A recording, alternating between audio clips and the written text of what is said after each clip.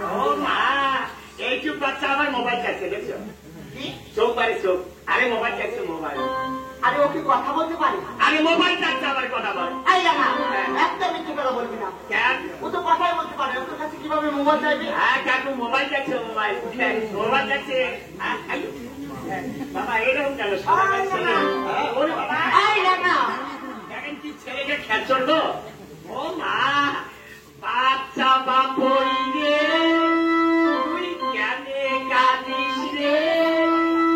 না করিস কেঁচা, ওই দেখিস আসবে বাবা, ওই বাপই রে, লাগে কাঁদি রে, না করি কেঁচা, ওই দেখিস আসবে বাবা।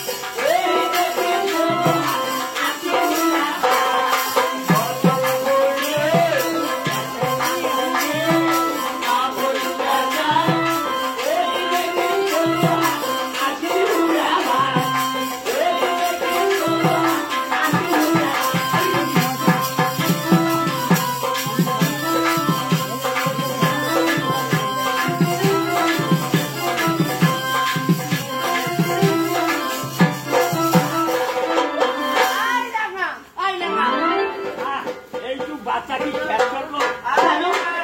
আমার হাতে ভাবি দিয়ে পড়ে গেল। বাচ্চা কি খেয়াল করবো? আমি ইচ্ছা করে বলছি, জিজ্ঞাসা করে বাচ্চা থাকে আপনি আপনি খেয়াল করবে না গো। হ্যাঁ খিদে রেখে যাও। আরে বৌদিকে যাও, খিদে রাখছে বাচ্চাটাকে খেতে খেতে করে খেতে দেবে। হ্যাঁ তবে দাদিমা, আজ তোমার কোন আলো করে আজ চাঁদের মতো পুত্র জন্ম নিয়েছে তোমার ঘরে। তাই তো আজ সদাগর মহাশয় যদি বাড়িতে থাকতো কতই না আনন্দ করতো।